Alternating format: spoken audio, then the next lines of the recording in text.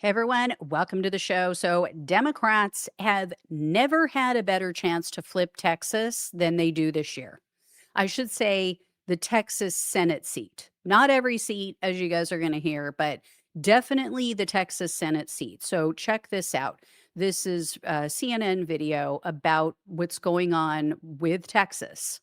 Polling looks so much different than it did 8 years ago. You take a look here, James Talarico, the latest poll against Ken Paxton, he's actually up by 3 points. Look at where the race was between Beto O'Rourke and Ted Cruz at this point in the 2018 cycle. Ted Cruz was ahead by 6. This is very different. The Democrat here is doing 9 points better. And what is supercharging that? Look at this. Independents moved from tie to plus 39 points for James Talarico. How is Ted Cruz different than Ken Paxton? Simply put, Ted Cruz is popular. Ken Paxton is not popular at all. In July of 2018, Ted Cruz was 8 points above water. Ken Paxton, 6 points underwater with, get this, among independents, 47 points underwater. Well, here's the other thing that's going on. How's the president doing in Texas? The president is supercharging Democratic possibilities across red states. Oh, he's 9 points underwater. He was slightly underwater back in 2018, but he's much further underwater right now in the great state of Texas. So that was based on two different polls. That was based on a Fox poll and a Quinnipiac poll that were just conducted. And now there's a third poll that was just released. So this one I'm going to show you guys. This is from the Texas Southern University. And this also shows Talarico leading Paxton. So take a look at this. He is up by 2. And you guys might recall just a couple weeks back, he was tied. He is now up in 3 different polls against Ken Paxton. And this is of likely voters, which is very different. You know, a lot of times they'll say, oh, well, you just polled everybody and a lot of these people won't even vote. So that's not true. This is of likely voters. It is within the margin of error. That is true. But you do have 6%, as you can see over to the right, 6% who are still undecided. That could swing the race. And then there's a few other details that this poll offered that really give me hope. So take a look at this. So this is the breakdown of all of the different demographic groups and who they plan to vote for. So you can see the first column of numbers is Paxton, the second one is Talarico. So first, I want you guys to see if you look at partisanship. So that's the second section up. The vast majority of independents are going for Talarico. Just like he was saying, just like Harry Anton was saying in the other 2 polls, independents are breaking wildly for Talarico. So you can see 63% of independents are voting for him, only 23% for Ken Paxton. And then if you look all the way over to the right in that same column on independent, 11% are still undecided. So, I mean, you could say independents are likely to completely swing this race, although there's some other factors too that I'm going to show you. Like I said, this is the best year, the best chance that the Democrats have ever had. Also, women, if you look, it is the second group down. Women are more likely to vote for Talarico, 55% as compared to only 38% for Paxton. Men, of course, are the opposite. I guess they're okay with all of his lying, cheating, and stealing. And then the women, they make up a higher percentage of the likely voters. They are more likely to vote. They even pointed that out in this polling that 51% of women are likely to vote as compared to only 48% of men. And then if you look at the age groups, the majority of young voters are going for Talarico. 59% are going for Talarico over, and 55% of 35 to 54-year-olds as well. So the only group where Paxton is leading as far as age is the 55 and older. And this really tells you like where the future of Texas is going, where it's headed in the future. So And then this poll really dispels the myth that Talarico can't win minority Texans, minority voters, because if you look all the way at the top of the ethnicity and race, the overwhelming majority of Hispanic and Black voters are going for Talarico. This poll also confirms that Paxton is wildly unpopular in his state, just like Harry Enton said. So take a look at this one. It says close to one half of these likely voters have a favorable 46% and unfavorable 47% opinion of Talarico, while 39% have a favorable opinion of Paxton and 57% an unfavorable opinion of the Texas Attorney General. So in, his own state, he's unliked by 57%. I mean, just think of what it would be if you polled the rest of the country. And then take a look at this next one. So, as you see, it says virtually all Democrats, 97%, intend to vote for Talarico, with 1% intending to vote for Paxton and 2% undecided. In contrast, only 85% of Republicans intend to vote for Paxton, with 5% intending to vote for Talarico. So you have more Republicans crossing party lines to vote for Talarico. Now, these figures do not hold true in other races in Texas, as I alluded to in the beginning.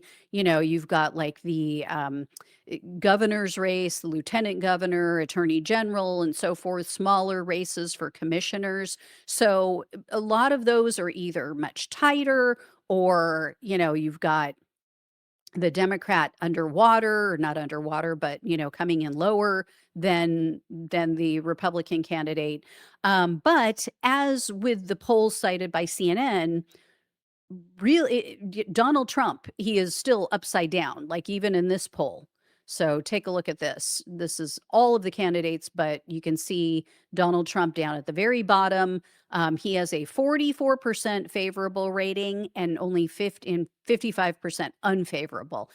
Again, this is Texas, guys. And here is why this is happening. So it's kind of a trifecta of doom, if you will, for the Republican Party, because number one is the war, of course, right? Donald Trump promised no new wars. He said he was going to keep us out of wars, end wars, promised to be the peace president, quote unquote. And number two is related to that because it's the economy. So he's not doing well on the economy. He made it worse, in fact, with the war, with his tariffs. And then number three is something I've mentioned before as well, which is AI and AI data centers. So Texas, as I mentioned in another video a while back, it has the second most data centers in the country. Number one is Virginia. Texas is number two, and it is completely destroying their way of life. It's causing their bills to skyrocket. If you didn't catch that previous video that I did about how pissed off Trump voters are in Texas and how they're planning to vote for Talarico, I went back and grabbed some of it so you guys could see it if you haven't seen it before. So take a look. She owns this ranch in Lott, Texas, population 644. And she says she's in the fight of her life against AI data centers, those behemoths big tech can't seem to build quickly enough.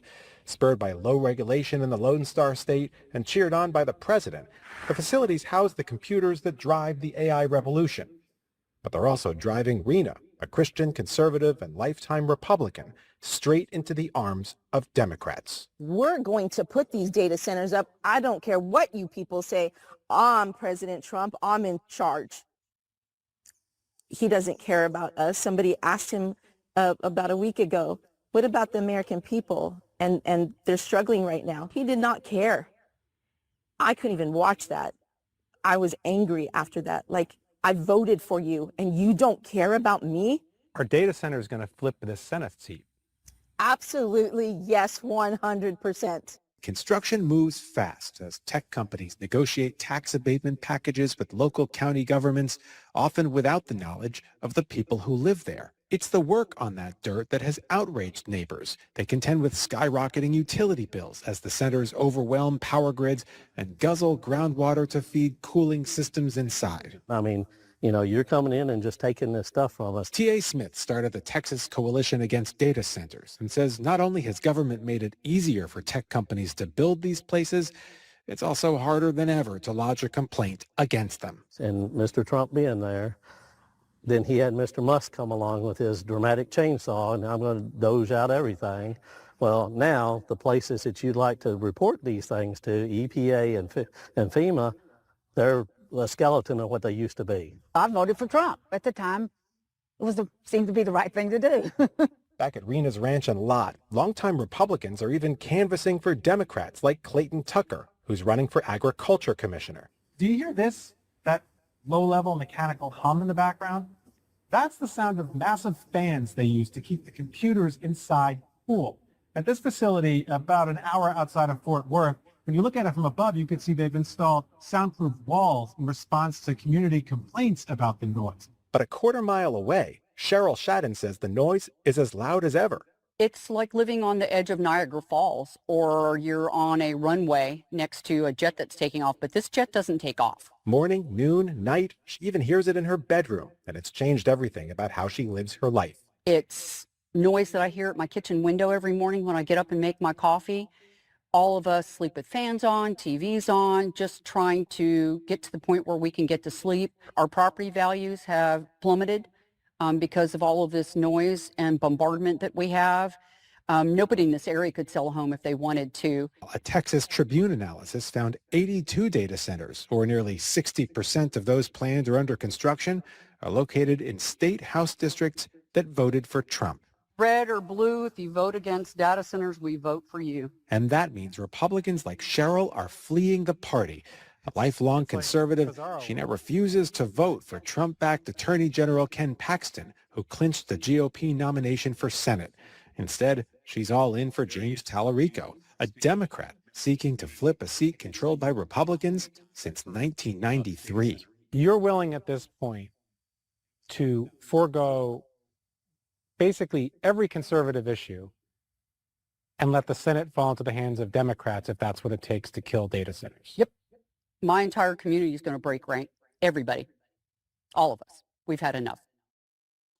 What do you know? When you destroy people's lives, when you destroy their sanity, their peace, their tranquility, their property values, you destroy the economy, make it so that they can't live, they can't put food on the table, don't keep your promises. Turns out that's a bad thing in elections. That might make them turn against you and your party. What do you know? But, what are Republicans doing? Just rubber stamping everything Trump wants to do, going along just to appease MAGA. And this is why I say the only people who still want AI data centers in their area are people who don't know anything about them. People who are low information voters who don't understand that this is a nightmare. It's one of those be careful what you wish for things. So, they're going to bring all this money into the area. Really? Well, they're taking more money out because they're getting all kinds of tax breaks that average people don't get. That was in that video as well. They mentioned that if you didn't catch it. They're giving these AI companies all of these tax breaks to get them to move into the area. So they're not bringing in the money that you think that they are. And then on top of that, all of your bills are going to go up. So it's a lose-lose. Anyway, guys, there you go. Like I said, never a better chance. Democrats, if they can't win this year, I don't know what it's going to take for that Texas Senate seat. All right, guys. Thank you all so much for watching and listening. Please like, share, and subscribe. Please donate if you can. Love you all. Take care. Talk with you soon.